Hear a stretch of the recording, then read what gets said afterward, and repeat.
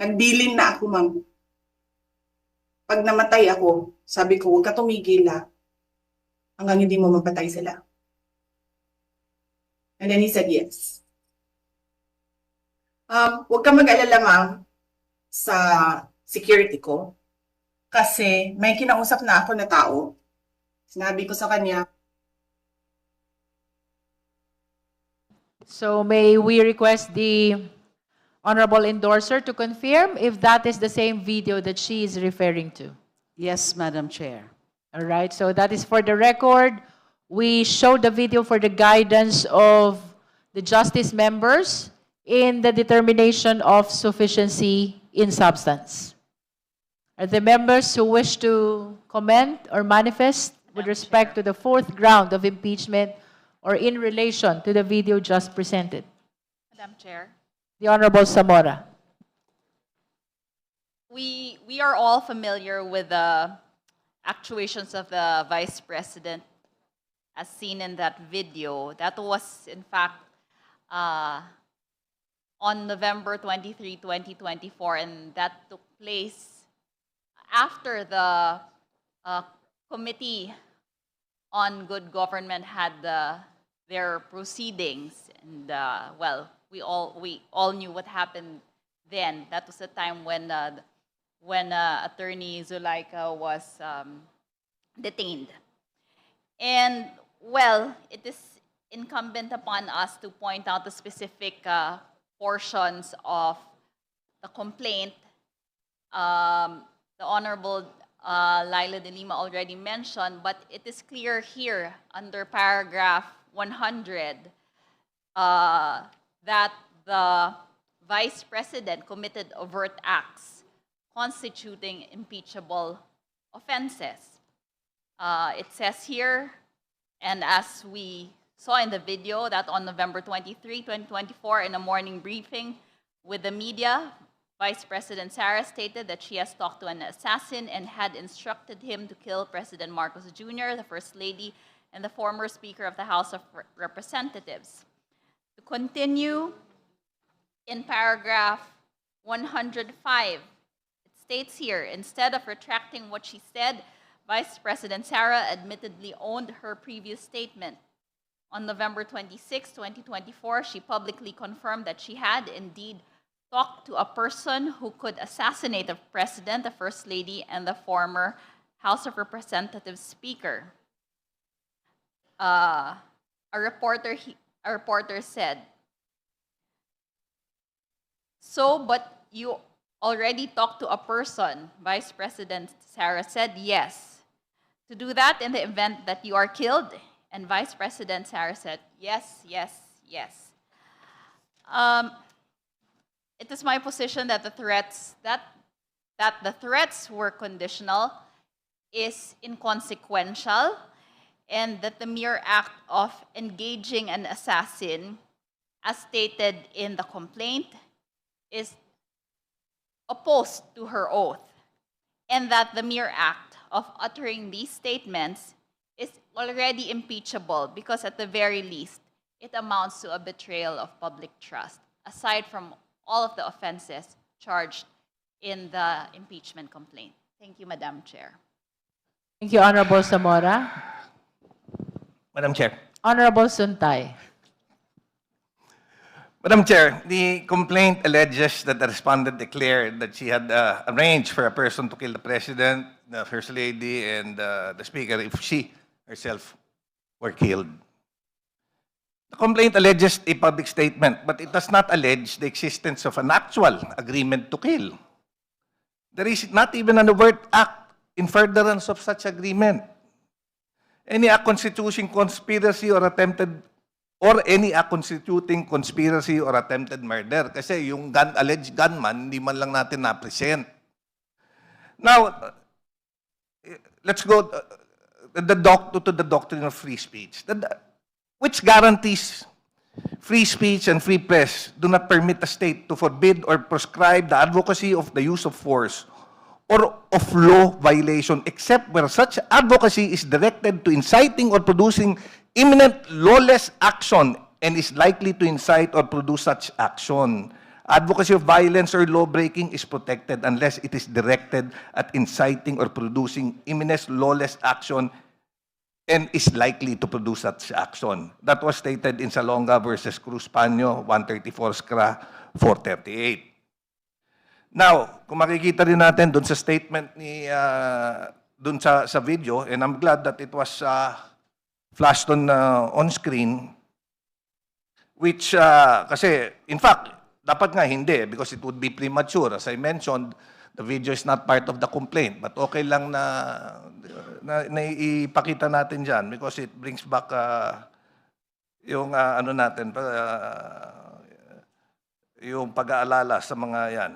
The VP said that she hired someone to kill. If she herself was killed, lo and behold, they are both alive. So ibig sabihin, walang overt action which was done. You know, sometimes when I go home late, my wife always threatens to kill me. Sabi sa akin ng asawa ko, papatayin kita na eh. Umaga ka na naman umuwi.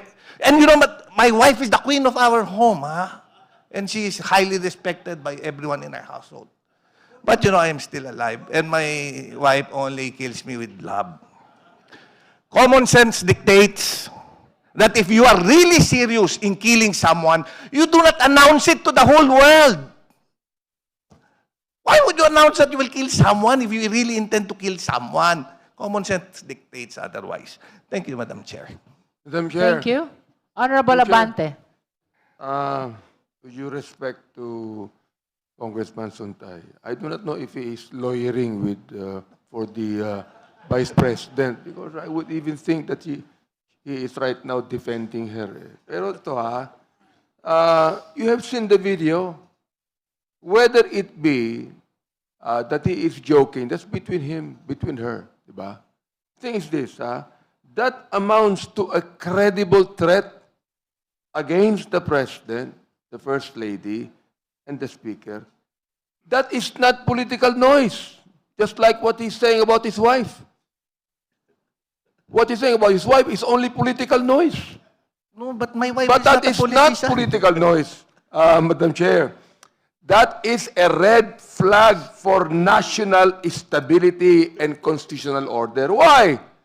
The Vice President is not a private citizen.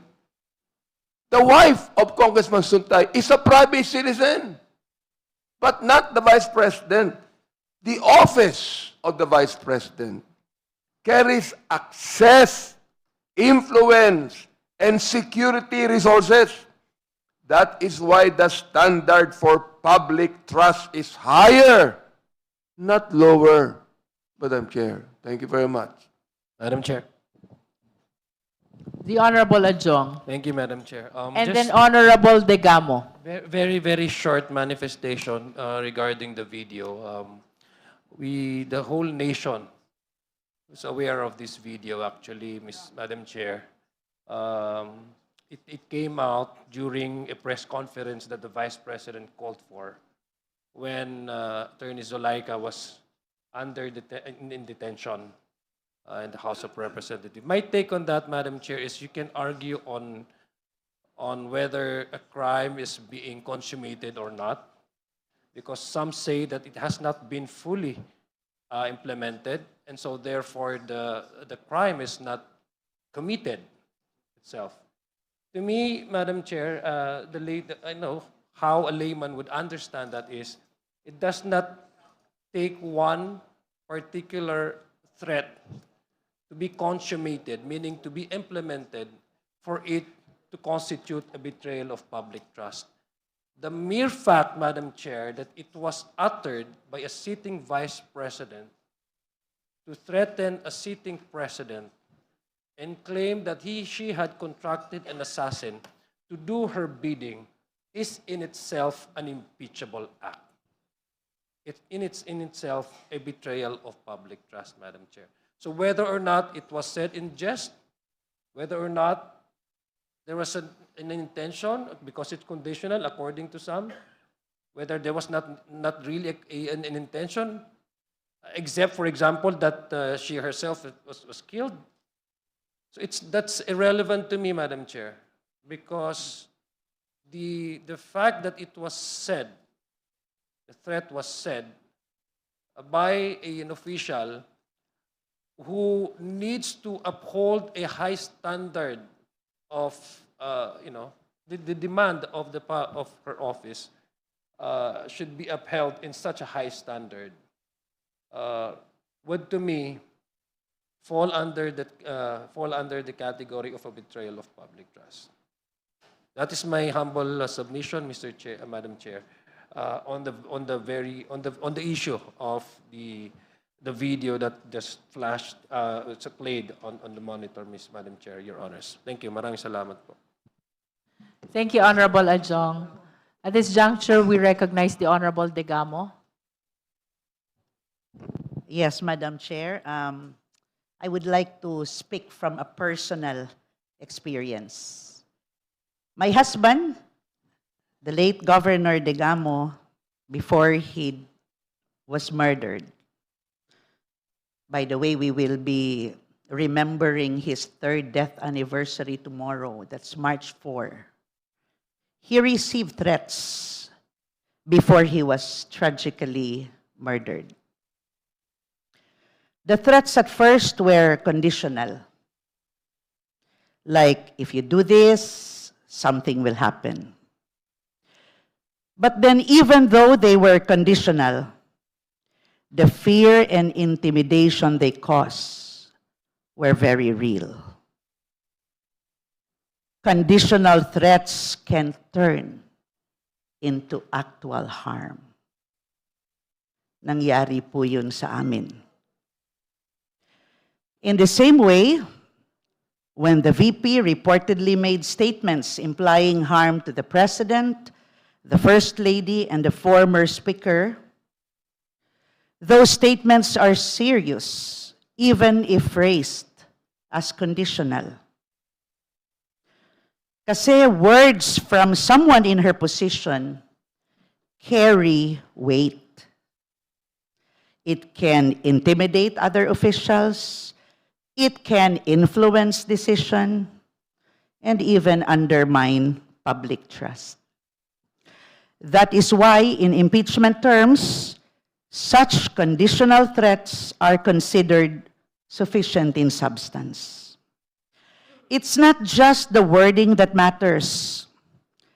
It's the effect and potential for harm, especially when the speaker holds high office. Just as in my family's experience, conditional threats really must be taken seriously. Gusto ko lang pong idagdag. The legal connection there talks about a threat does not have to be absolute or immediate to be serious. What matters is its potential impact, especially if the speaker holds power. Conditional threats can intimidate or coerce. Even a statement that starts with "if" can pressure officials or institutions to act a certain way.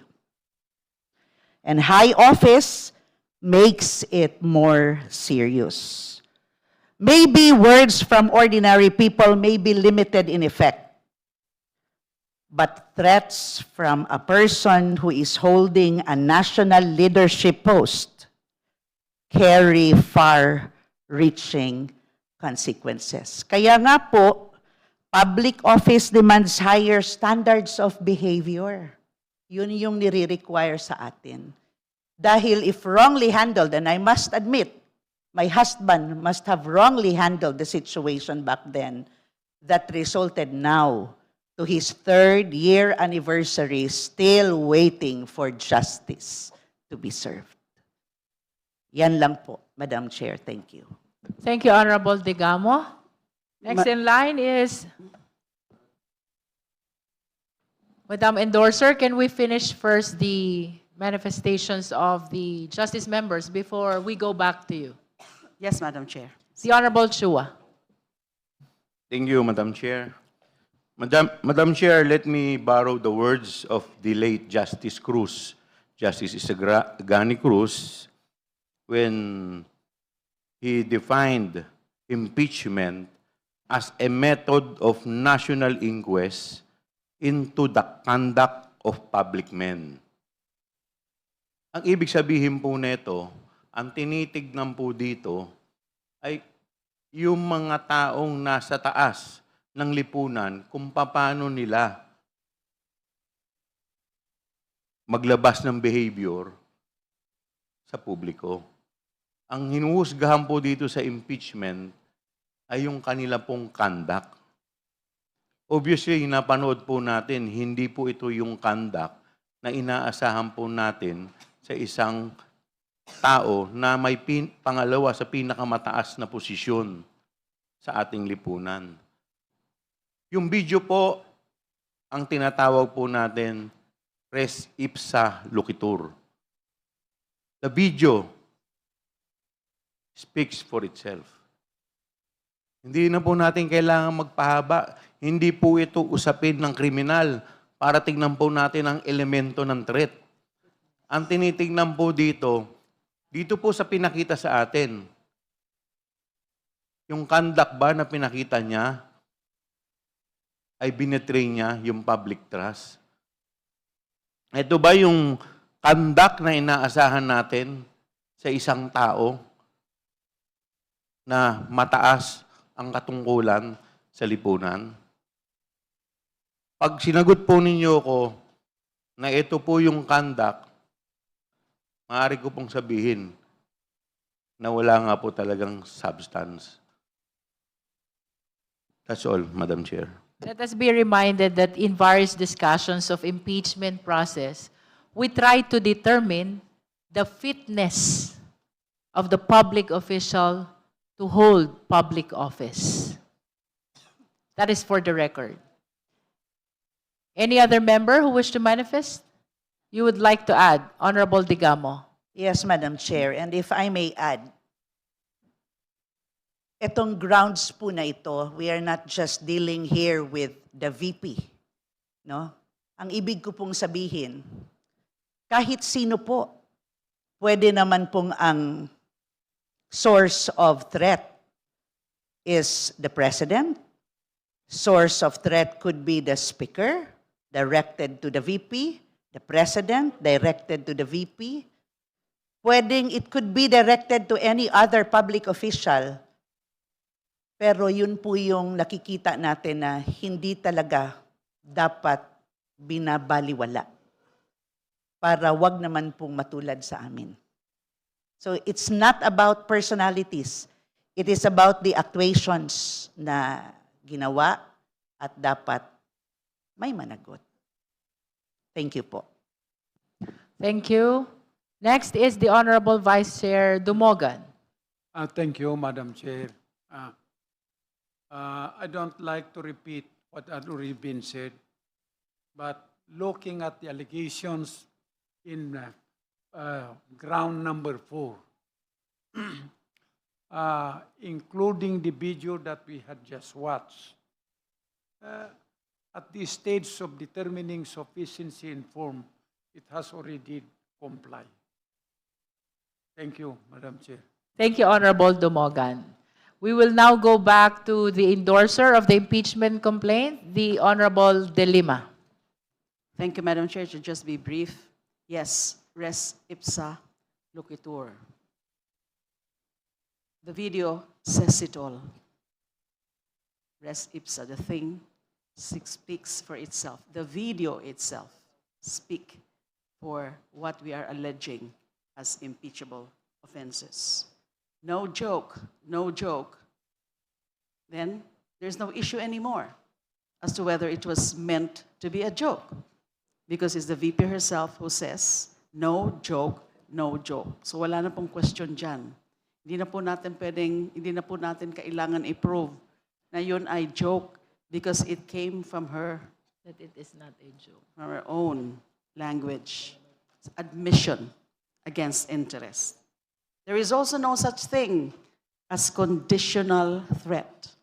A threat is a threat, irrespective of whether or not there is such a condition, katulad nung binanggit ng VP, na kung mamatay daw siya, it doesn't erase the fact that she made a threat.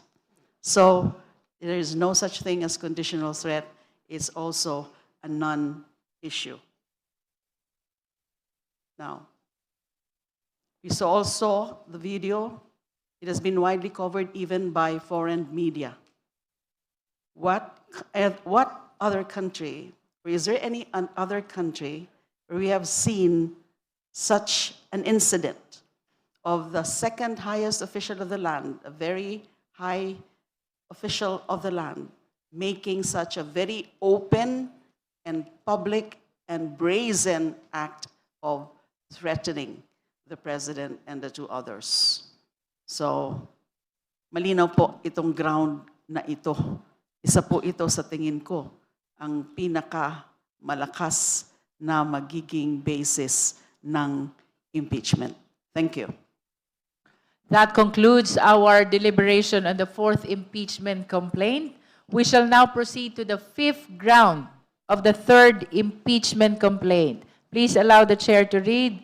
Vice President Duterte committed culpable violation of the Constitution and betrayed public trust in amassing unexplained wealth and failing to disclose all her properties and interest in her SALN in violation of Section 17, Article 11 of the 1987 Philippine Constitution. We shall now hear the manifestation of the endorser. Honorable De Lima. Thank you, Madam Chair. So there are allegations with respect, ultimate facts, essential facts, with respect to this fifth ground. Unexplained wealth and failure to disclose all her properties and interests in properties in her SALN. That is under paragraphs 107 to 109. When she served as Vice Mayor and Mayor of Davao City, with an estimated annual salary of approximately $2 million. Her declared net worth increased from $13,877,469 in 2007 to $44,828,759 in 2017, paragraph 108. It is further alleged that between 2006 and 2015, she had at least $111 million deposited in various banks in Davao City and Metro Manila, with reports suggesting even higher amounts. So the complaint pleads Section 2 of Republic Act 1379, establishing that property manifestly out of proportion to lawful income is presumed prima facie and lawfully acquired. Under paragraph 286, the complaint cites the case of heirs of Ligot versus Republic, pleading the elements required for the presumption to apply, that the properly manifesting out of proportion, a property or assets that are manifestly out of proportion to lawful income is presumed prima facie and lawfully acquired. The complaint pleads that all elements are present. If admitted as true, these facts implicate SALN obligations under Section 17, Article 11 of the Constitution and constitute betrayal of public trust. In relation to this ground, we will be asking in proper time during the evidentiary hearings or even before the evidentiary hearings via subpoena for the production of the SALNs of the VP all through the years from her incumbency as Vice Mayor, Mayor, and VP. Also, the bank accounts. The bank accounts are expected to show that over 2 billion pesos were transacted across joint accounts during her incumbency. Joint accounts with the father, with her husband, and the joint account of the Duterte family. Culpable violation of the Constitution. Kapag ipagpapalagay ang totoo ang mga alegasyong ito, ang mga ari-arian na hindi tugma at malayo sa legal na kita ng opisyal ay maituturing ng may presumption and of lawful acquisition. At kung ang mga ari-ariang ito ay hindi dineklara sa SALN, ito ay direktang paglabag sa Section 17 Article 11 ng Constitution. Ang SALN ay isang sinumpaang deklarasyon. On betrayal of public trust, ang SALN ang pangunahing instrumento kung saan sinusukat ang katapatan at pananagutan ng isang opisyal. An unexplained wealth, particularly when coupled with alleged non-disclosure in a sworn constitutional document, the SALN strikes directly at the integrity expected of high public office. It erodes confidence in the official's honesty. That is precisely the kind of conduct contemplated under betrayal of public trust. Thank you, Madam Chair. Thank you. The Honorable Flores. Madam Chair, may I know from the endorser if would these allegations not be in contravention with the Supreme Court resolution or decision in the case of Sara Duterte versus House of Representatives, when it said that we should only be including allegations for impeachment for actions done while she is holding an impeachable office. From the statements kasi that were given, the SALN she was referring to was in 2007 to 2017, way before the Vice President, she became Vice President. No? Secondly po, na-mention din po ng endorser nung bank deposits, but these were just allegations, no? Walang sinabi na may proof na may bank deposits of this and that, no? Ang worry ko po dito is this might be compared with the previous how we handled the previous complaint against the President Bongbong Marcos that we dismissed it because it did not sufficiently have any substance because it was also purely speculations and allegations. May we hear from the endorser on this matter, Madam Chair? Honorable De Lima. Thank you, Madam Chair. Yes, it is true that in the Duterte versus House of Representatives case, the Supreme Court stated that the offenses to be impeachable must be committed during the incumbency of the impeachable official. We submit, however, that this does not mean that we cannot include acts that were committed prior to the incumbency of the official, here the Vice President. We can do that so long as we prove that, A, they are relevant to the charge that she also accumulated ill-gotten after she was elected as Vice President, based on Rule 128 of the Rules of Court, Sections 3 and 4. Evidence is admissible when it is relevant to the issue, as is not excluded by law of the or the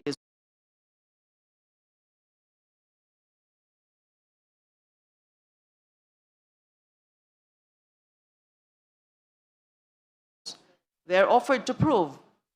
They will be offered to prove a system, scheme, habit, custom based on Rule 128 of the Rules of Court, Section 35. Evidence, it says, Section 35, similar acts as evidence. Evidence that one did or did not do a certain thing at a time is not admissible to prove that he or she did not or did not do the same or similar thing at another time. But it may be received to prove a specific intent or knowledge, identity, plan, system, scheme, habit, custom, or usage, and the like.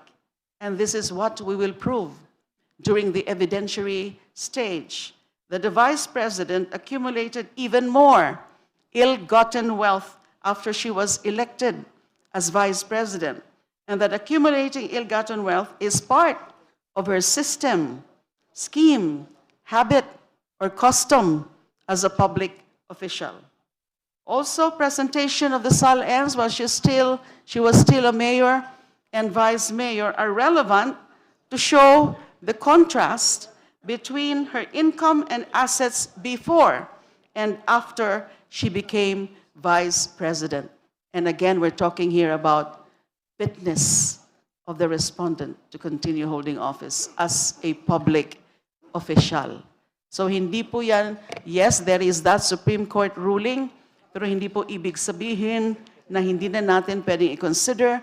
As I mentioned earlier po, we intend to apply for subpoena for the production of these SALNs from her incumbency as mayor and vice mayor, and all through her incumbency as vice president. Mga bank accounts din, ganun din po.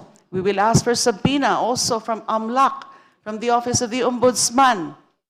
And then para ho ma-prove, makita na yung pag-accumulate ng ill-gotten wealth which is grossly disproportionate to her lawful income ay nandyan, kasama yan sa kanyang pattern, kasama yan sa kanyang style or character as a public official. Again, we're talking here about fitness to remain in office as vice president related to previous acts as well as something or things that are continuing. Makikita po natin yan dun sa mga ipapasabpina ng mga dokumento as well as supported by testimonial evidence. Dati na rin po nag-testify noon former Senator Sonny Trillanes about the flow of these transactions. And again, those are part of the records of the Quadcom committee hearings that can be taken judicial notice that can be taken cognizance of as part of the House's records. So ito po ang explanation kung bakit pwede pa kahit ang nakasaad lang, nakasabi lang ay tungkol doon sa accumulation of ill-gotten wealth not duly reflected or properly reflected in the SALNs nung siya ay mayor and vice mayor. Part of the issue of fitness of a public official. Madam Chair, Honorable De Lima, are you finished with your Yes, ma'am. Yes, Madam manifestation? Chair. The Honorable Flores. Madam Chair, siguro for us to show na may connection po, shouldn't there be like allegations also that the SALN that she submitted while she was vice president can be linked to the siguro non-disclosures in the SALNs when she was vice mayor? Kasi you're saying that we should show pattern, scheme, or res inter rels acta ba yun na rule or something, na para may pakita natin na may pattern. Pero for me po, for us to avoid being siguro masabit tayo sa contravening the decisions of the Supreme Court, dapat clearly po natin mapakita na may connection yung alleged actions niya when she was vice mayor to actions as vice president po. Second, again, we keep mentioning po the intention to apply for subpoenas, to check the bank records. So are we saying po na wala pa tayong ebidensya on these aspects? Kasi you mentioned you intend to apply pa lang po for these things. Mga nabanggit na Honorable po De Lima. yan sa Nabanggit mga na. dating mga hearings By sa Quadcom by the Quadcom. former Senator Antonio Trillanes. At he would be willing to execute an affidavit in that regard and also to testify before this committee. At meron din po tayong mga ipapaproduce sa AMLAC, sa Ombudsman, and sa bangko, yung mga sa bank accounts, the bank transactions of the Vice President, beginning when she was still Mayor, Vice Mayor, and all the way through her current incumbency as Vice President. For the purpose of this fifth ground, Honorable De Lima, can you please share to the committee what so far are your evidence or attachments to the impeachment complaint? For the purpose of the fifth ground.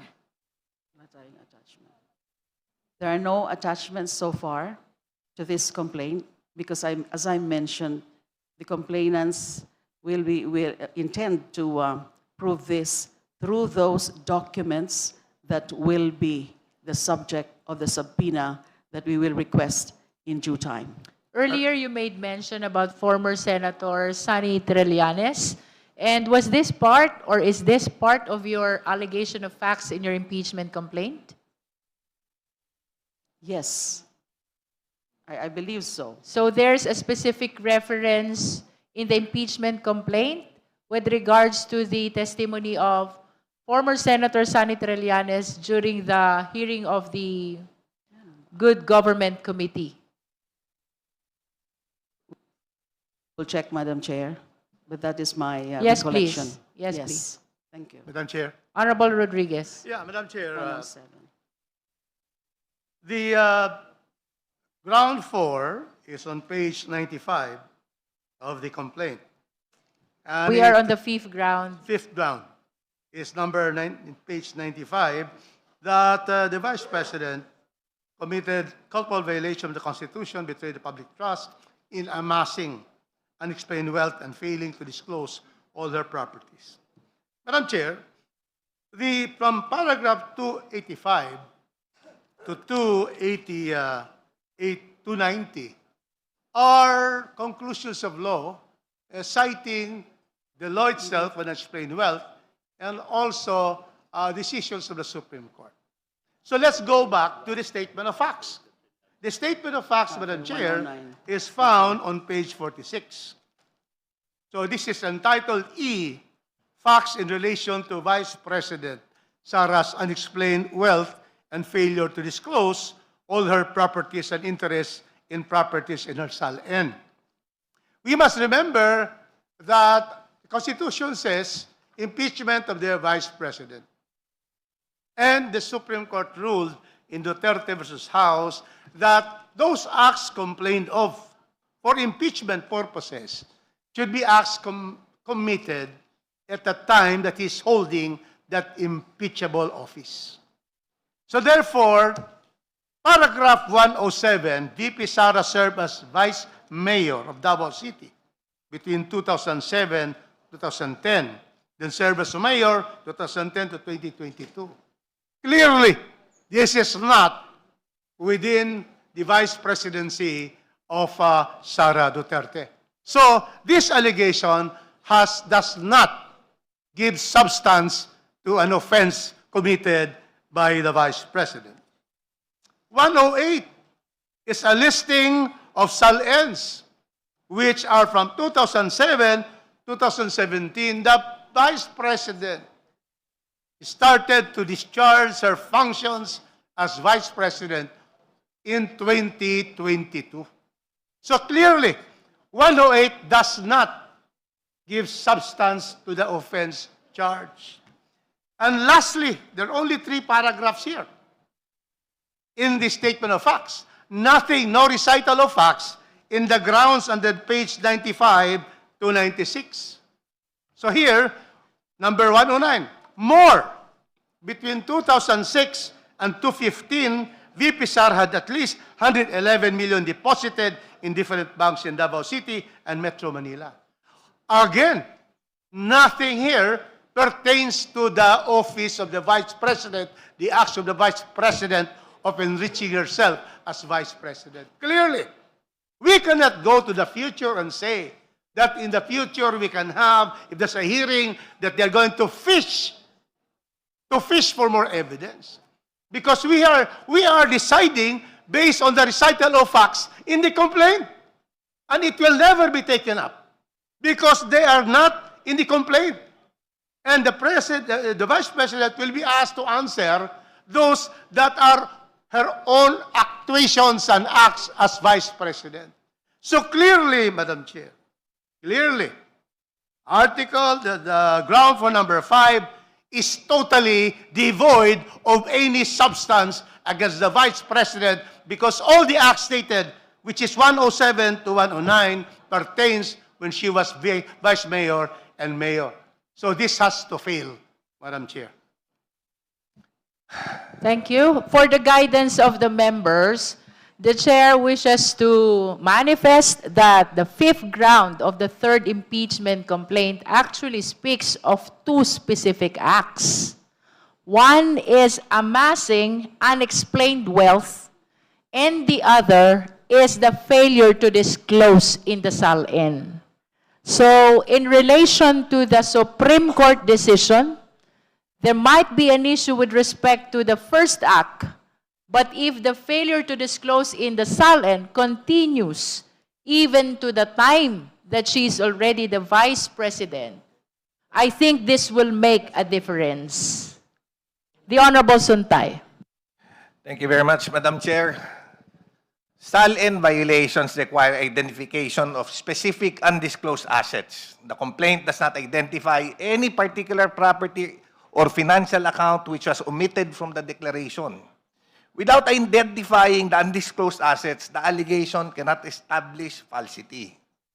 We cannot also jump into a conclusion that what she owns is unexplained wealth without showing any proof. And as correctly pointed out by my two distinguished colleagues, the Vice Chairperson of this committee, Congressman Flores, and my esteemed former Dean of the College of San Sebastian Law School, Congressman Rufus Rodriguez, actions to impeach the Vice President, it should be actions which is attributable to her during her term as Vice President. The non-declaration in her SALN in 2006 to 2015 clearly shows that these are SALNs when she was neither nor the Vice President, the sitting Vice President. Now, as also pointed out by our good colleague, Congresswoman Laila De Lima, wala pa silang proof. Papasupina pa lang. At the very most, this is a fishing expedition kung maghahanap pa lang tayo ng proof. Kung ang gagawin natin basihan, yung statements ni former Senator Sonny Trillanes, then it is chismis and at very best, hearsay. Because it was already happened before. So, clearly, on this ground, there is clearly no basis, Madam Chair. Thank you very much. I just wish to reiterate that earlier the endorser made mention of the allegations in the impeachment complaint that pertains to the testimony of former Senator Sonny Trillanes, which is contained in the transcript of record of the hearing of the Good Government Committee. That is for the record. The Honorable De Lima. Yes, Madam Chair, we confirm that there is a reference to the former Senator Trillanes in the footnote under the allegation, factual allegation under paragraph 108. Just for the record, Honorable De Lima. So is it correct to say that you are considering the transcript as evidence in support of the fifth ground? Transcripts, because there was such a testimony. So it's not accurate to say that magkakaroon tayo ng fishing expedition because it was already mentioned in a previous testimony. And all we have to do is prove now, further prove it. Doon nga po, sasabi kong ipapasubmit po namin in due time, SALN's bank accounts, and also from AMLAC, information from AMLAC, and that would be within the province of this committee to so issue such subpoena. So continuing nga po, tama po si Madam Chair kanina, yung the aspect ng non-declaration in the SALN. As Vice President, pwede pong i-connect din yan all these years na hindi siya nagdi-disclose ng mga wealth na grossly disproportionate to her lawful income and other sources of income. So yun po ang balak ng complainants. So we cannot really strictly limit this, yung allegations, we cannot strictly limit this to her incumbency as mayor and vice mayor. Doon nagsimula. Hanggang ngayon, hindi pa rin yan mga dinidisclose sa SALN. Thank you, Madam Chair. Just for clarity and for the guidance of the justice members, it appears that the evidence on which the fifth ground is anchored is the testimony of the former Senator Sonny Trillanes during the Good Government Committee hearing. So that is the transcript of records of the same hearing. The question, therefore, to the justice members is whether or not the transcript of the testimony of former senator will be sufficient for you to be satisfied in the determination of sufficiency in substance. The Honorable Rodriguez. Madam Chair, we have to always look at the four corners of the complaint. And now, the endorser has cited footnote 98. Is that correct? Yes. If you will read footnote 98, it says, C. Trillanes accuses children, Duterte children of having 300 million in bank accounts.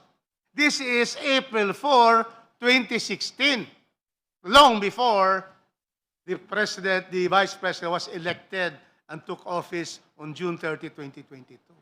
So from all the four corners, nothing will justify. If he was trying to therefore say that there is another testimony, it should be stated here that in the hearings of the Quadcom, in the hearings of the good government, he said, but based on the face of this document, there is nothing that will show there is a recital of fact that the Vice President has committed illegal acquisition of wealth. There's even no allegation in this state of facts on illegal acquisition of wealth. This is all sal-en. And so therefore, Madam Chair, we can see that there is really nothing in this ground 5 to proceed because there is no such recital of facts of substance constituting the offense on this particular allegation of amassing unexplained wealth and failing to disclose her properties. Nothing, Madam Chair. Honorable De Lima, would you like to respond? Again, Madam Chair, that even if there has been no definitive or explicit allegations within the four corners of the complaint about the unlawful acquisition of assets and property or wealth, unexplained wealth, with respect to her current incumbency as president.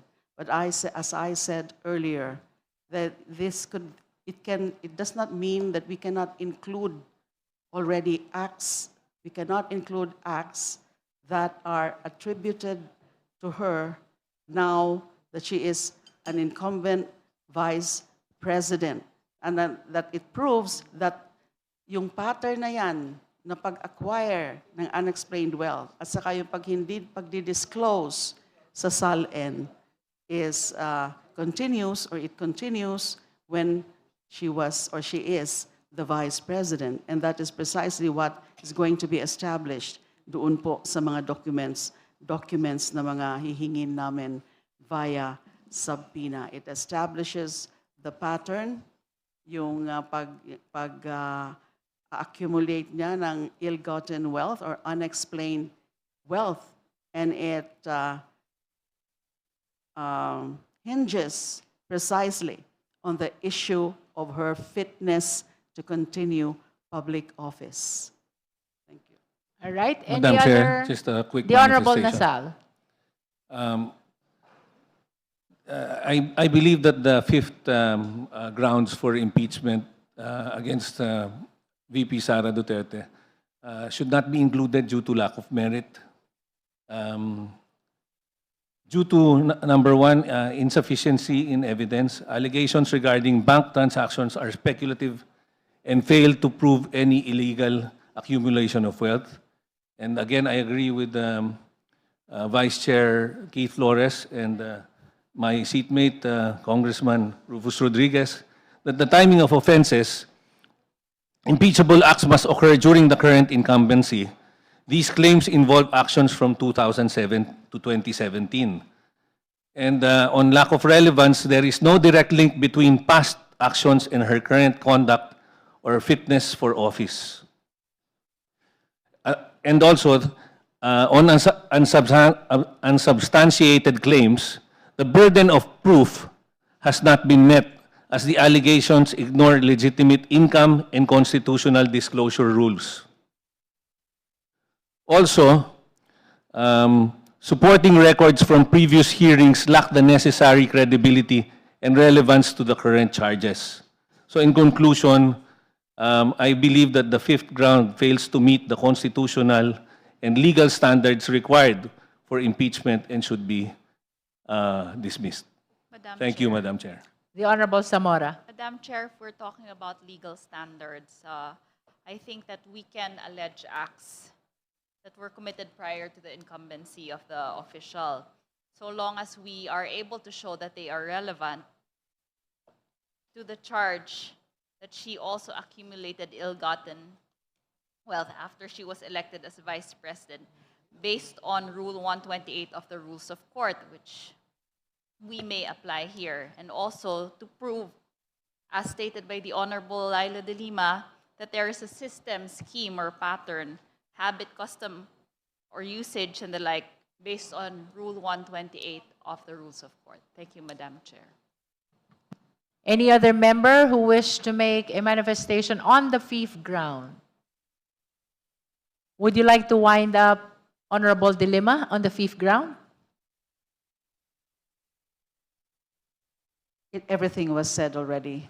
My insistence that it's not going to be a violation of any principle in terms of alleging causes of action, because again, it's just a continuation. It's a show, it's a manifestation of the pattern of the official being impeached or being charged for impeachable offense. And this committee has broader discretion and authority to look into any related matter to the very offense that the respondent is being charged of.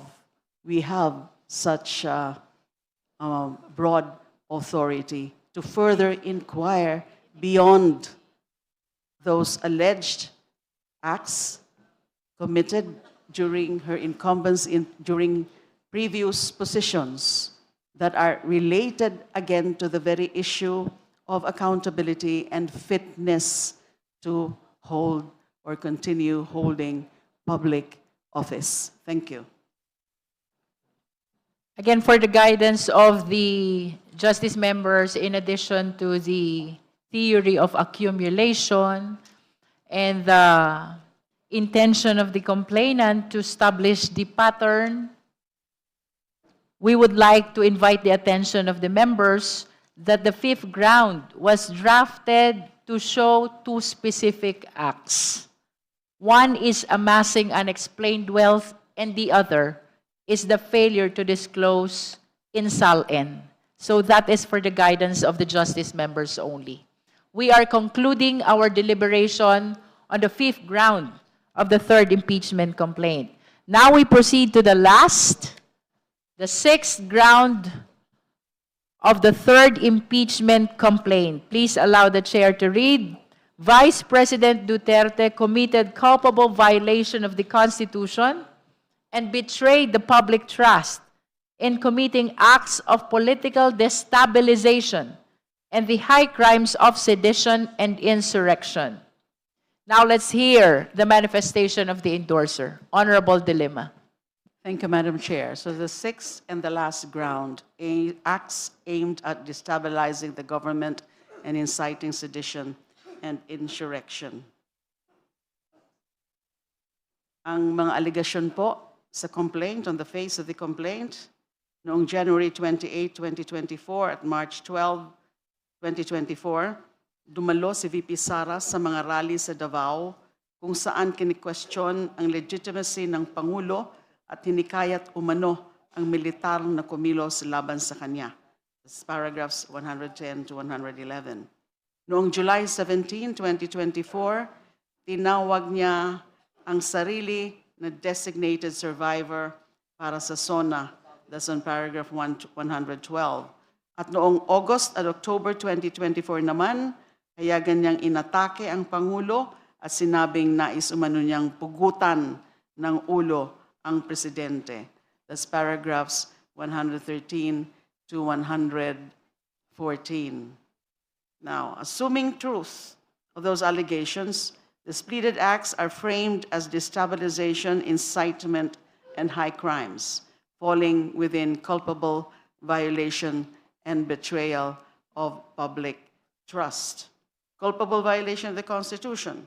Kung ipagpapalagay na totoo ang mga alegasyon ng isang mataas na opisyal ng pamahalaan na nag-uudyok ng rebelyon, kini-question ang pagkalehitimo ng nakaupong Pangulo sa paraang maaaring magdulot ng destabilisasyon at gumagamit ng retorikang nagpapahiwatig ng labag sa konstitusyon na pagpapatalsik sa pwesto hindi dapat pinalalampas. This invites extra-constitutional disruption. Kung isang opisyal na nanumpang ipagtanggol ang konstitusyon ay kumilos sa paraang nag-uudyok ng kawalang katatagan o nagpapahina sa civilian authority over the military, ito ay tahasang pagyurak sa kaayusang konstitusyonal. On betrayal of public trust, kung tutuon ang respondent ay lumahok sa mga gawaing nanghihikayat na magsagawa ng rebelyon ng militar o hayagang naghahasik ng pagdududa sa lehitimong kapangyarihang konstitusyonal para magdulot ng destabilisasyon, ang ganitong gawain ay nagpapahina sa katatagan ng ating mga institusyon. Ang Vice Presidente o sino mang mataas na opisyal ay hindi karaniwang opisyal. Ang kanyang mga salita at kilos ay may bigat at impluensya. Kung ipagpapalagay na totoo ang aligasyon na nanghihikayat pa siya ng destabilisasyon o kaguluhan, hindi na siya dapat pagkatiwalaan pa ng bayan. So that's the meat of the allegations in the complaint in relation to the ground 6. Thank Any you, member Madam who Chair. has comment on the statements of the endorser? Yes. Congressman Rodriguez? The allegation on paragraph on ground 6 is found in page 97, 98, and 99. Yes, of the complaint. In the grounds, it's stated here, 291, the Vice President desired destabilization. Again, she joined the hakbang na maisog prayer that encouraged the military rebellious action aimed at unseating President Marcos Jr. This is not complete because the statement of facts shows who are the persons who did this allegedly destabilization. So let's go to page 46.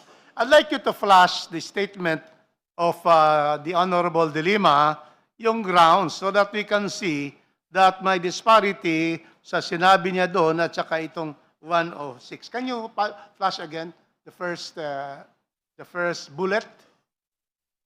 Comsec? Yeah. Okay. Here, the first one. So this, okay, very clear.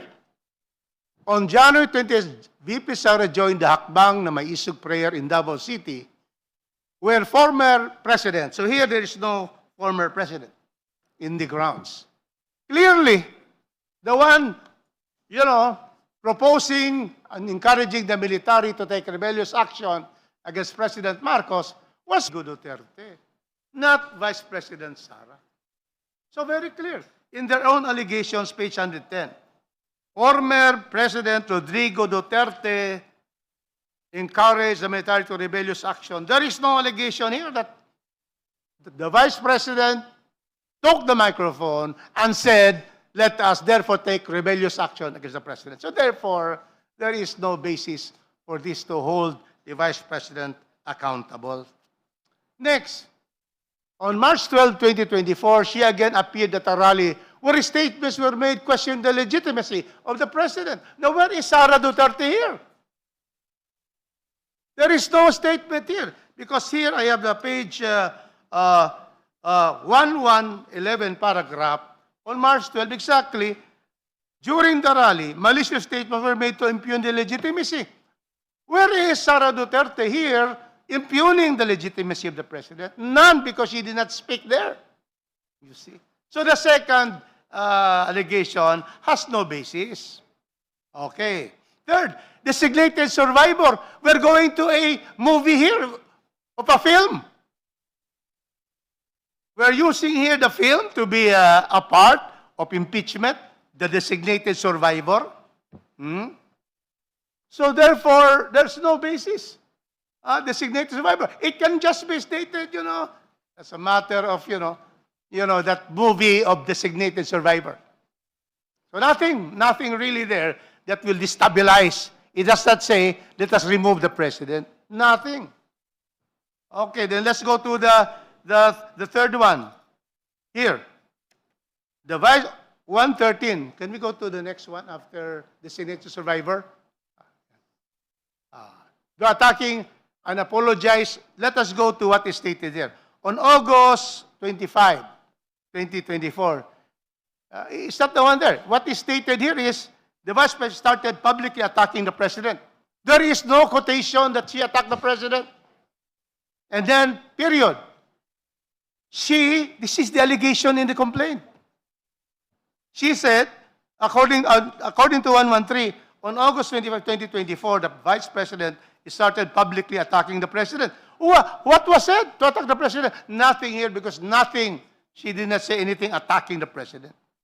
Here, the next sentence, she even apologized to members of the King of Jesus Christ, Kibolos Church, for campaigning and running with Vice President Marcos. Well, that is her opinion.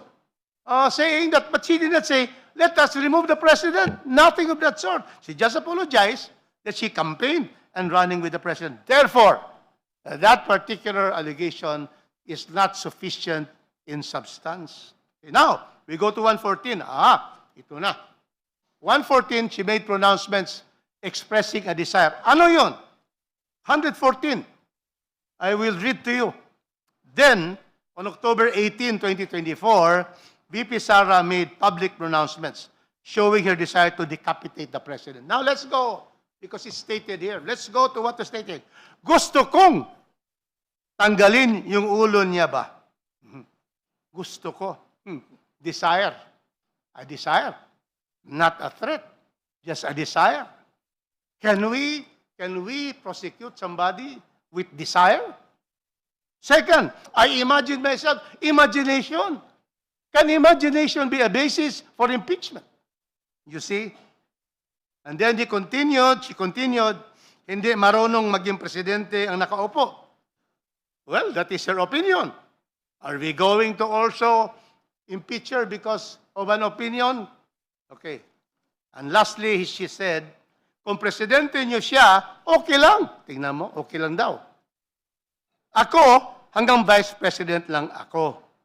Hanggang number 2 lang itong bansa na ito. Ulat itong number 1 para sa akin. So she's not recognized. So, but is this therefore impeachable?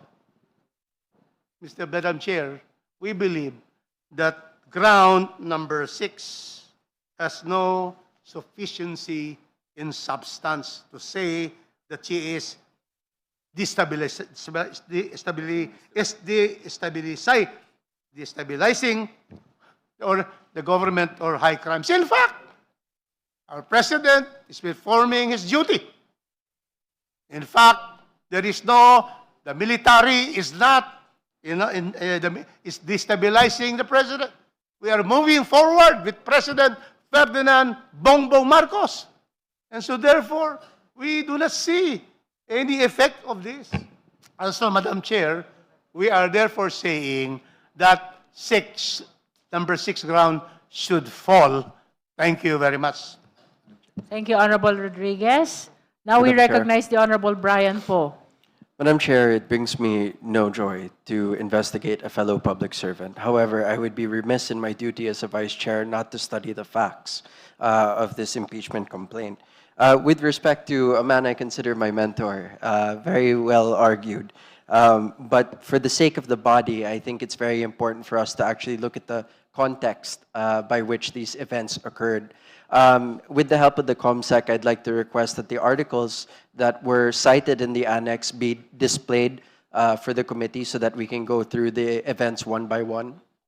You are requesting for I'm requesting for the articles that were cited in the annex of the impeachment. articles cited as annex of the impeachment complaint. With reference to the January 28th date, the March 12th date, the July 17th, and the October 18th. What are these articles all about? So on the 28th, it is with regards to the rally at which the Vice President had attended.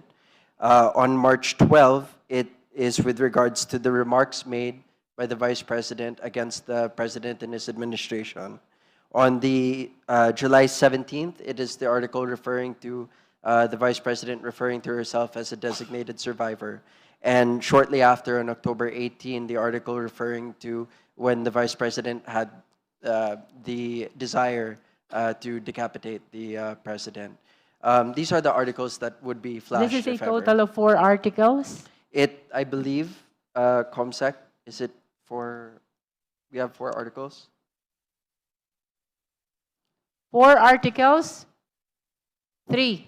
3 articles. 3 articles. Okay, so with the indulgence of 2 articles. 2 articles. With the indulgence of the justice members, we would like to show the articles per request of the Honorable Vice Chair Brian Poe.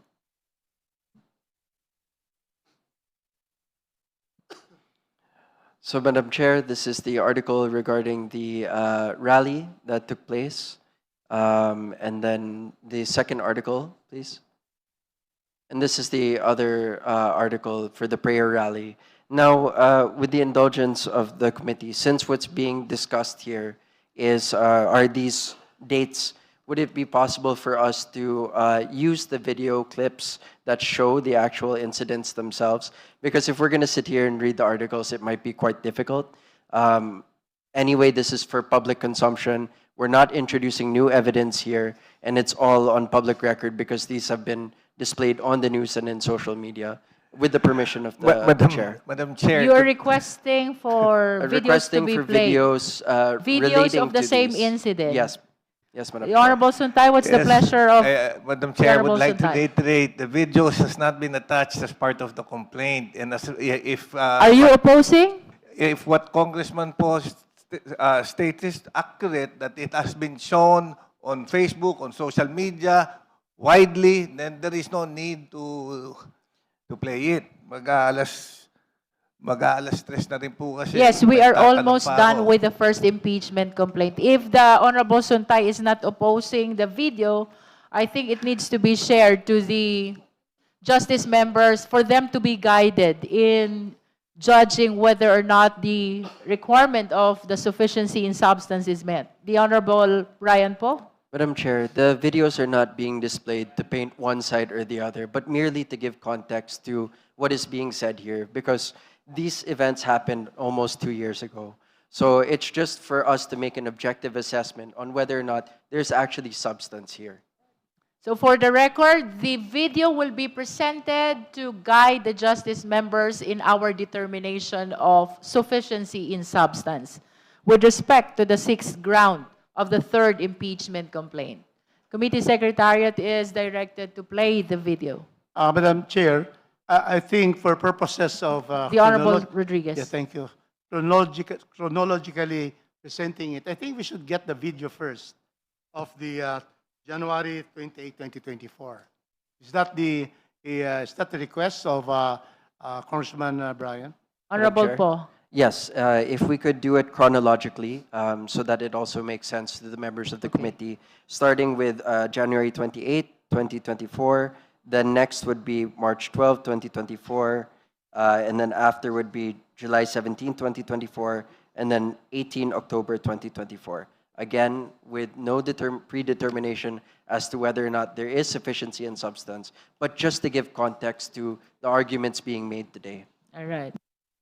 The COMSEC is directed to play the video chronologically, beginning with January 24, 2024 video and ending with October 18, 2024. This is a total of 4 videos. Kindly play.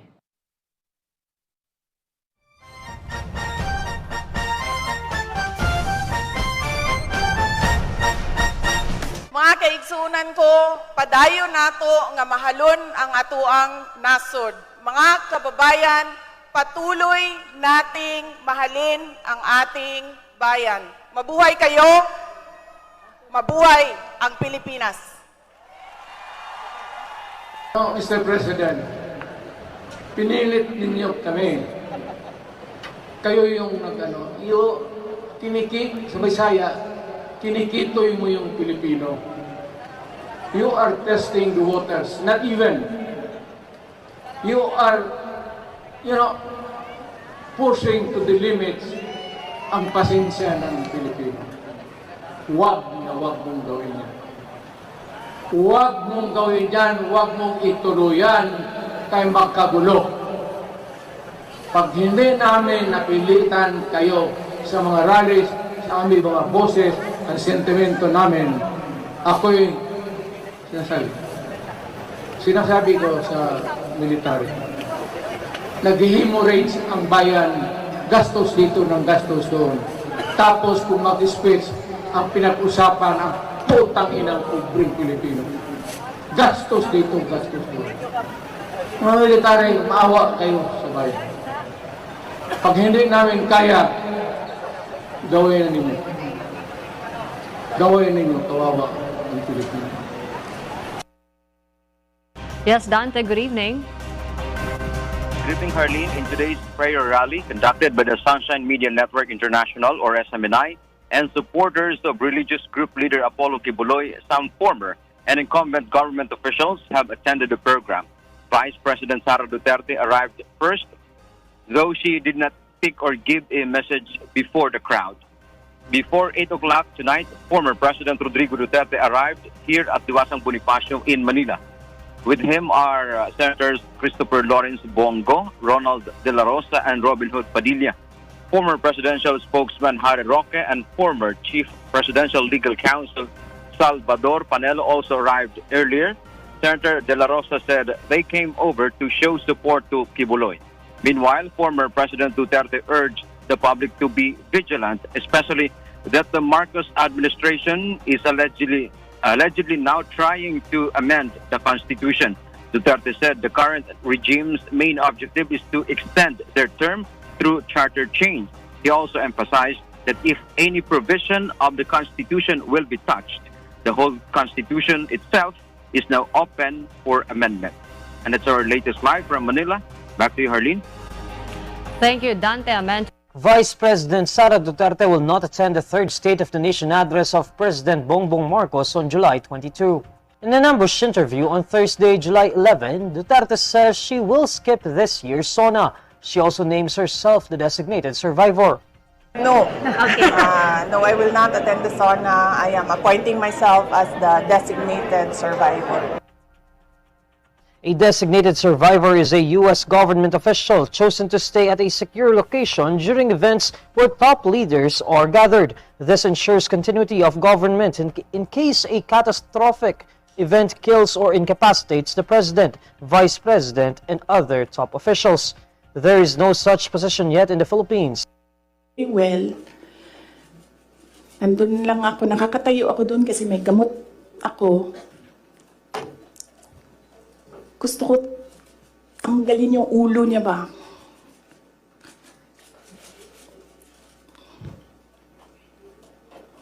I realized toxic na yung relationship.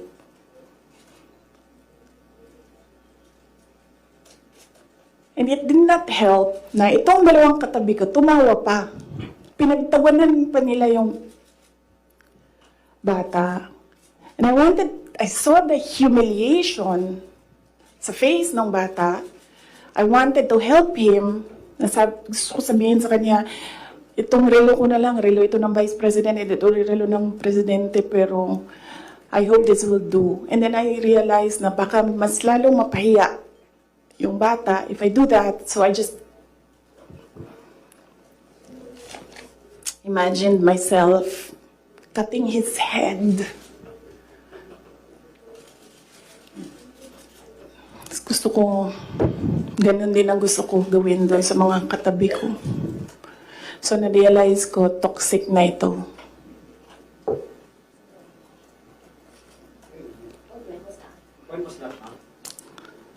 One of the graduation, hanapin niyo yung footage, makikita niyo doon yung mukha ko. Tsaka mukha niya. I-lip read niyo yung sinasabi niya. Why?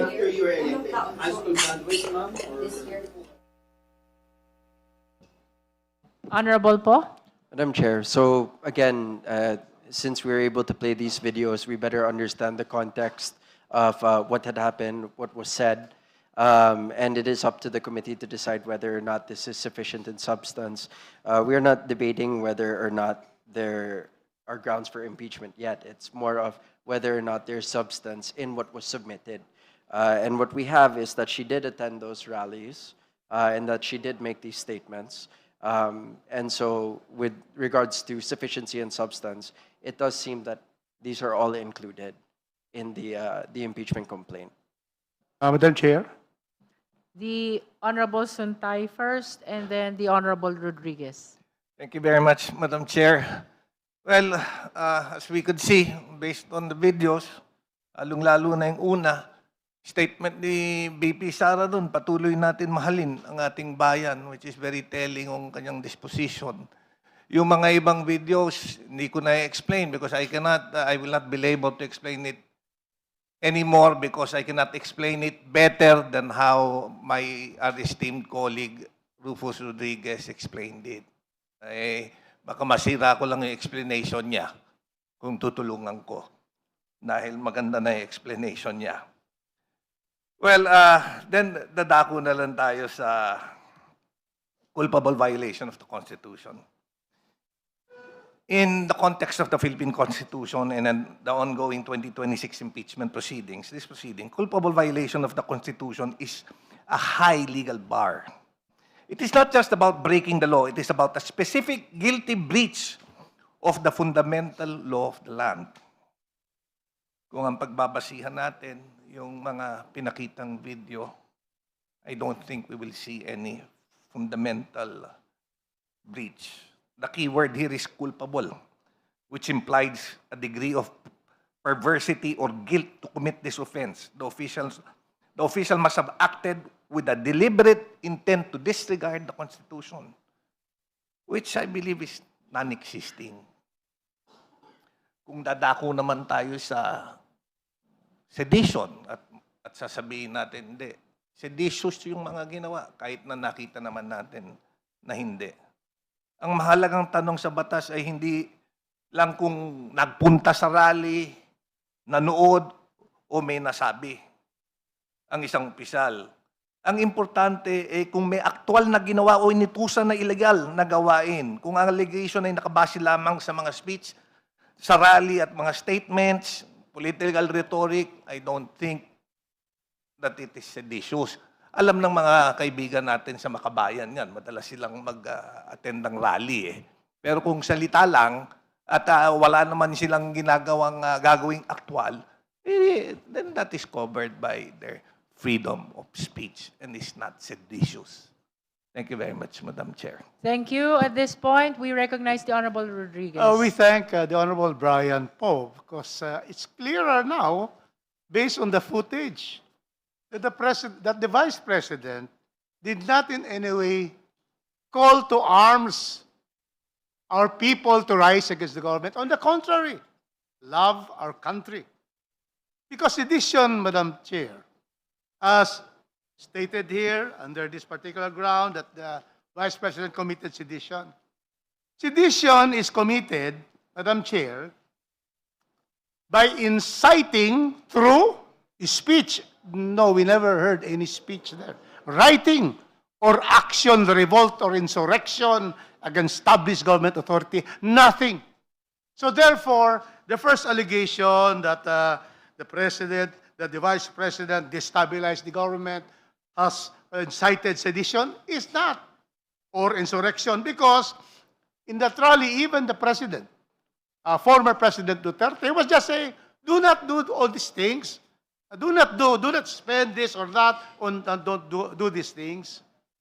And very clearly, VP Sara did not speak there. So that's the first one. So therefore, how can there be an action for sedition? Next, Sara took part in the prayer. Yes, she was seen there in the prayer with Kibuloy, but she did not issue malicious statements to malign the legitimacy of the President. Nothing in that particular Section 11, Section 111. Third, designated survivor. That is precisely in the American law and made into a movie. Ayun. So that is something that is not a basis for impeachment. And then, itong fourth, apologize to the members of the Kibuloy Church. Well, she can say that kasi may political riff na nga eh. That she therefore for campaigning and running with the president. That is her opinion after the falling out. And lastly, yung sinabi doon niya sa interview, well, this is, coming out from political noise and political passion na gusto kong tanggalin, desire, and then I imagine myself imagining. So all of these are all on desire and imaginations. Nothing actual, nothing that is clearly impeachable. Thank you, Madam Chair. Thank you, Honorable Rodriguez. The Honorable Flores. Thank you, Madam Chair. Madam Chair, I just would like the endorser to clarify na based on the statements also made by Congressman Rufus na taken individually, totoo na parang wala ngang inciting to sedition or seditious statements that were made. Pero taken together as a whole, di ba? Parang meron din eh. May foul din, no? Why would you be present in all these actions calling for this and that? No, but that's if we take it all together or collectively or as a whole, no? I would like to hear the comment of the endorser. Thank you, Madam Honorable Chair. De Lima. Yes, context is very important. So we cannot just deal with this based on the individual allegations, but the totality of it all. We cannot just downplay the presence of VP Sara dun sa mga rallies na yon na clearly ay naghihikayat tungkol sa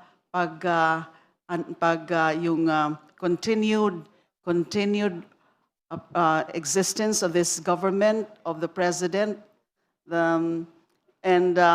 Kasi nga, in those rallies, she never disowned, she never detached herself from those statements.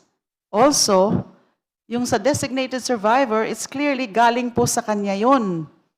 Hindi lang po ito interpretation ng media or interpretation of anyone else, but she herself says that she is a designated survivor.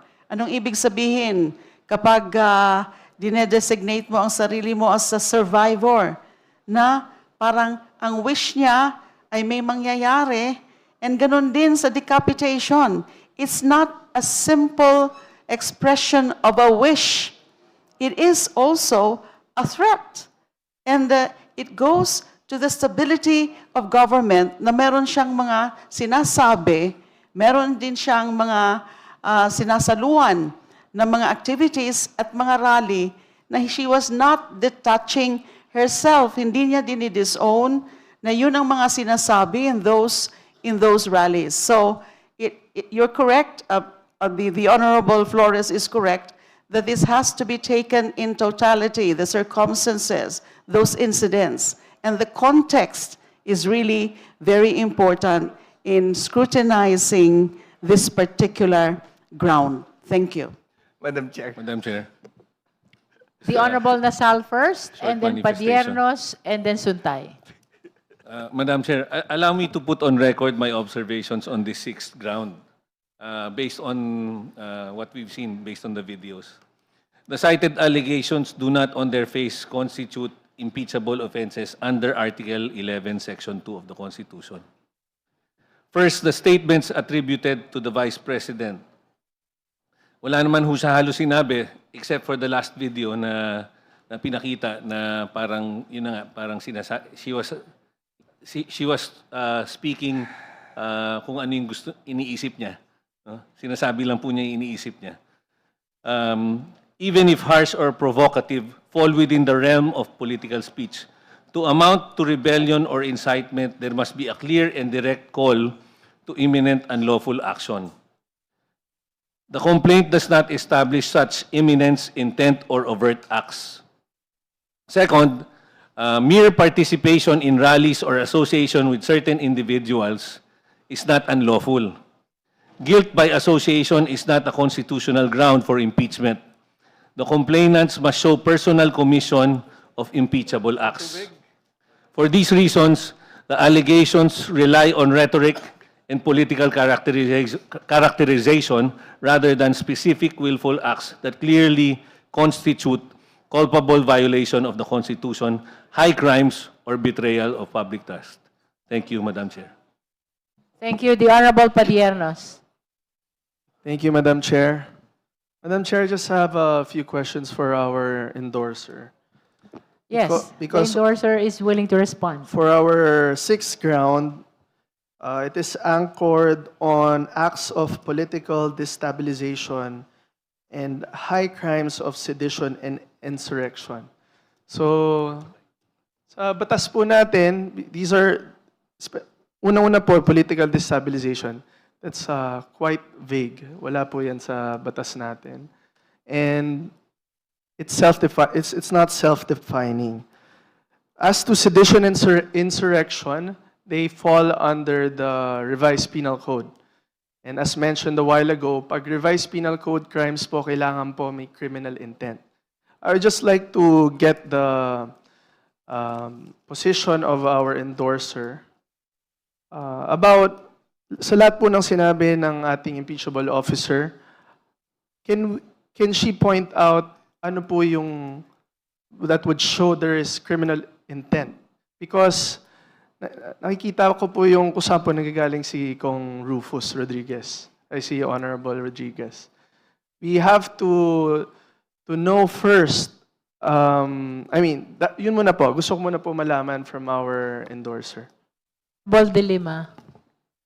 Unang-una po, kagaya po ng sinabi ko kanina, nandun siya sa rally na yon na hinikayat ng dating Pangulo yung pag-withdraw ng military ng support sa administrasyong ito. Hindi niya yon tinanggi, hindi niya dinisown. Ang tawag po dyan is adoptive admission. Now, these statements are aimed at destabilization. When you call for a withdrawal of support, especially from the military, and she is the Vice President, hindi po pwedeng sasabihin na hindi ako mismo yung nagsabi noon. She was present there. She did not detach herself from it. She did not disown it. She did not do or say anything about it.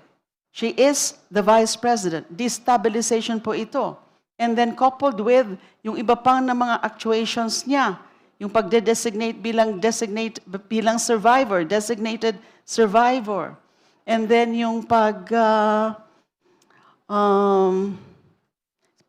threaten, yung wish expression, a clear and blatant expression of a wish to decapitate the president. Doesn't those circumstances aimed at destabilizing the administration, and therefore it is an assault on the constitutional order? The intent is there when you threaten to decapitate, when you say that you are the designated survivor. And therefore, pwede nating itugma-tugma yung mga ganyang actuations at pananalita ng ni VP Sara, dun sa attempt or the fact of destabilization, attempting, inciting to sedition, yung ini-interrupt yung orderly workings of government, dun sa mga ganong irresponsible na pananalita, yung ganong active presence in rallies, in activities that show, that manifest those destabilization attempt. So yun po ang aking posisyon. Meron po siya na mga circumstances, acts, and language to say or to prove that she aims to destabilize this government. Honorable Padiernos. So, Madam Chair, it would appear that the endorsers mainly anchoring her the supposed statements sa destabilization and not the sedition and insurrection. Kasi very strict po yan. Clear po yan sa ating revised penal code and under our jurisprudence yung mga elements po ng mga crime na yun. But nevertheless, I would just like to make Madam Chair, just to Let us wait until Thank you. Kong Padiernos is finished with his manifestation. I would just like to make a manifestation, quick manifestation as to ground 6. So, in determining if the ground 6 should be, it constitutes an impeachable offense, the committee must test sedition and insurrection against statutory elements. The sufficiency inquiry is whether the complaint pleads specific acts beyond generalized political statements that satisfy those elements and are attributable to the respondent. So, I would just like to tell our committee members in deciding whether this ground should be constituting an impeachable offense. Na tingnan po natin kung talagang may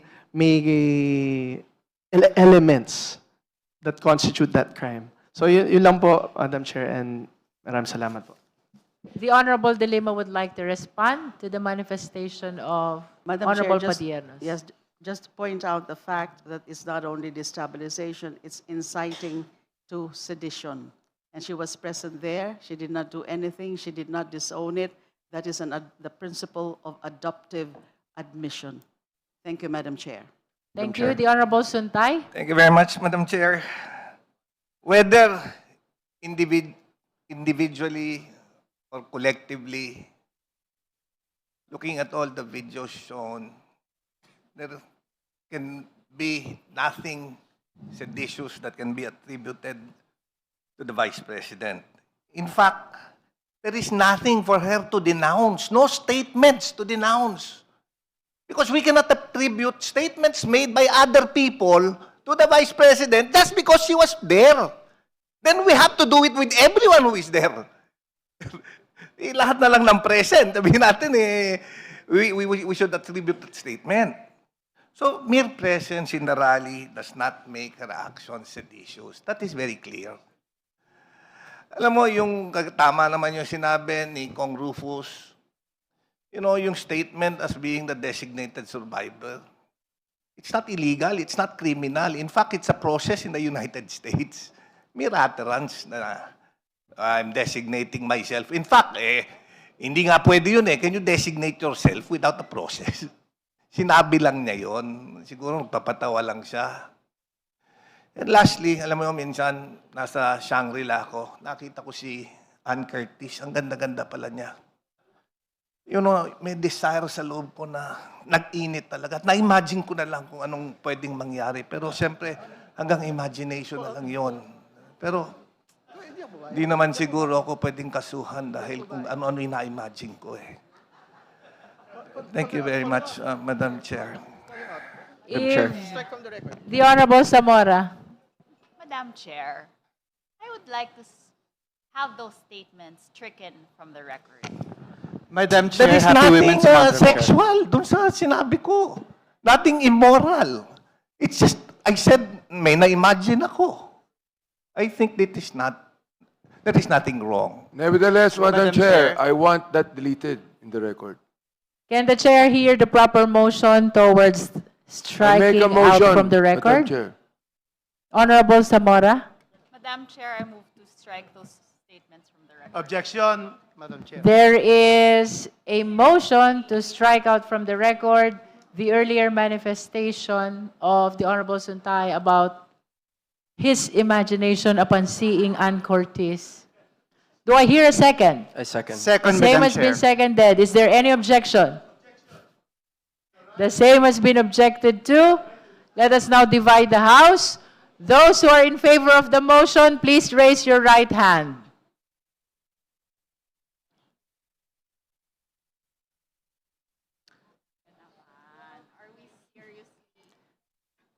You may put down your hands. Those who are not in favor, please raise your right hand.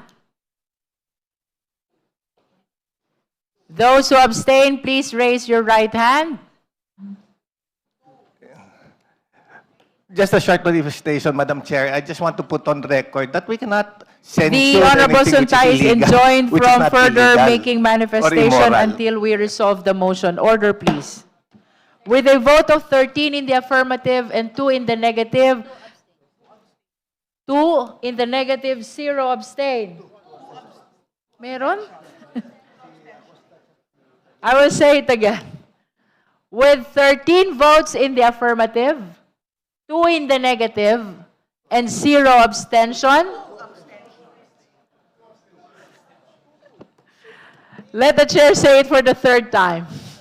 With 13 votes in the affirmative, 2 in the negative, and 2 abstention, the chair orders that the earlier manifestation of the Honorable Sontay be stricken out from the record. So ordered. Madam Chair, manifestation. Now you're allowed to make a manifestation. I think we are starting a dangerous precedent because now we are censoring manifestations which is neither illegal or immoral. So imagine we are conducting a hearing, but now statements which are neither immoral or illegal can be stricken out of the record without any reason. I think that's a terrible precedent Madam that Chair. we're starting. The Honorable Thank you. Zamora. With all due respect to my friend, Congressman Bong Suntay, it is just the start of the Women's Month. And I don't think that we should be hearing such comments from our dear colleagues. We are not censuring anything, but we are reminding them that, in fact, we should support women by not saying these statements. Next week, Madam Chair, for the record, I'll be attending the UN conference on the Commission, 70th Commission on the Status of Women. This is, I'm sorry, Madam Chair, I just wanted to say this. And this is about removing structural barriers to women's empowerment. And things like this do not empower women. Thank you, Madam Chair. The chair Yes. would like to state that if the manifestation of the justice member offends the sensitivity of the justice members, then it means that we are crossing the boundaries already. Madam Chair. After all, we rule here by the judgment of the justice members. So I hope we respect the decision of the majority of the Justice Committee. Madam Chair, just for clarity, there are two words which was uttered. I want to know, which was offensive? The word desire or the word imagination? Madam Chair, point of order, Madam. The Honorable Suntay is reminded that Point of order, Madam Chair. Point of as order. to whether or not the manifestation is indeed No, because suggestive I just of want to know what is immoral. being... Order, please. The Point chair of order. is I'm addressing the committee. I'm raising a point of order, Madam Chair, on the basis that... Please let the chair finish with her statement. As to whether or not the manifestation of the Honorable Suntay is offensive of our morality is a judgment that belongs exclusively to the justice members. I think the majority have spoken already. Madam The Chair, Honorable Adjong is Thank you, Madam Chair. recognized. I'm raising a point of order on the basis that the issue has already been acted upon by the committee. The committee decided to delete and strike the portion of the statement of Congressman Swansing from the record. So let's proceed. Let's move forward. Madam Chair, There's The no point of- manifestation there's is no point of noted. dilly-dallying the process by going back to the issue that has already been acted by the committee. So that is my point of order. Madam Chair, Honorable point of order Suntay. also. I am not questioning that the statement was stricken out. I am asking so that next time I would be more careful. If it is desire, I will never use desire in this committee. If it is imagination, then I will not use it also. Just for clarity, clarification purposes. Dahil baka yung iba yung gumamit, di ba? Dapat they should be forewarned also. So Madam that's why Chair. I'm asking. To conclude our discussion on the There was earlier a ma- manifestation of the Honorable Suntay, the Honorable Adjong is correct. The same has been ruled upon, and let us all be reminded, it is the majority that rules in this committee. Let us conclude the discussion on that manifestation. Madam Chair. Is this a new matter?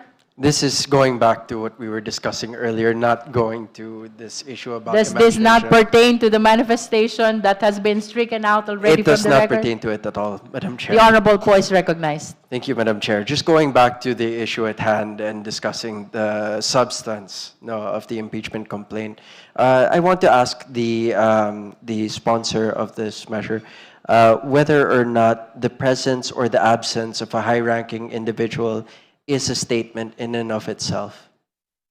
Honorable De Lima. The question is whether or not the presence of the high-ranking official in those gatherings is her statement itself. Well, it's adoptive admission because she did not deny, she did not detach herself from those statements as a high-ranking public official. She knows the impact, the effect, the consequences of statements like that. So her mere presence is concurrence with what has been stated or what has occurred in those rallies. I so submit, Madam Chair. Thank you. Any other manifestation from the justice members? I have a question. Madam Chair. Honorable Po. Madam Chair, if, because it may be argued that it was a coincidence that she attended the first event, and that such statements were made during the event. However, she did attend a second event. Would continually attending events which make similar statements, would it constitute an agreement towards the aforementioned statements? It would, because it refers to similar statements.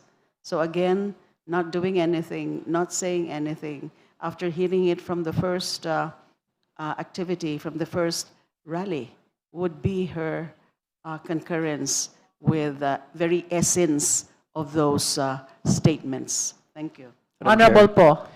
Because I would like to point out that if it's whether or not she actually made statements at these rallies, my colleagues are correct. She didn't make any statements verbally. However, if it's a question of whether or not her mere presence and continually attending similar events and not mentioning whether she's for or against what's happening in these events is a statement in and of itself, that's a different argument altogether. So I just want to point out that the context of everything we're discussing and the timeline is also very important in determining whether or not this ground has substance. Honorable De Lima, would you like to make further comment to that? No more, Your Honor. I concur with those remarks of that position about the context and the timing. Thank All you. right. If there are no more manifestations coming from the justice members, then this is the conclusion of our deliberation on the sixth ground. Will the endorser be interested to add to her manifestation before we end our deliberation on the third impeachment complaint? Yes, Madam Chair. Just, Yes, please. just You a are brief recognized. You may summation. proceed. So at this juncture, having deliberated on all 6 grounds, let us return to the only question that matters at this stage. The only question before this committee is whether this verified complaint recites ultimate facts, which if hypothetically admitted as true, constitute impeachable offenses under Article 11 of the Constitution. The complaint, under certain grounds, specifies amounts, hundreds of millions in confidential funds. It alleges concrete acts, cash withdrawals, certifications, liquidation reports, audit findings, and disallowances. It cites sworn testimonies and references constitutional duties of accountability, transparency, and fidelity to public trust. It even recounts public admissions of extraordinary gravity. These are not vague accusations, not sweeping conclusions. These are detailed factual allegations supported by annexes, audit findings, certifications, and sworn testimonies were part of the record. These are that can be taken cognizance of and can still be proven later during the evidentiary stage. Section 5 requires only a recital of facts constituting the offense charged. That standard has been met. The question is whether the Constitution allows us to turn away when a verified complaint alleges specific amounts, specific acts, specific certifications, specific audit findings, specific fictitious documents, sworn testimonies, and public admissions that, if true, fall squarely within the grounds of culpable violation of the Constitution, graft and corruption, bribery, other high crimes, and betrayal of public trust. If we dismiss such allegations without allowing the constitutional process to proceed, then impeachment becomes meaningless. Ulitin ko lang po, ang impeachment ito nagaganap ngayon ay hindi po ito parusa. Ito ay mekanismo ng pananagutan. To declare this complaint insufficient despite the ultimate facts pleaded would be to raise the threshold beyond what the Constitution and the rules require, and that, with due respect, we cannot do. So I humbly, firmly, and strongly submit that the third complaint, the Reverend Father Sabalia et al. Complaint, is sufficient in substance. Thank you. That concludes our deliberation on the sufficiency in substance of the third impeachment complaint. For lack of material time, we will be suspending until tomorrow, 10 o'clock in the morning, and tomorrow we will be holding our deliberation on the fourth impeachment complaint, and after that, we will be proceeding to vote on the sufficiency in substance, one after the other, of these two impeachment complaints. Thank you, everyone. The meeting is suspended.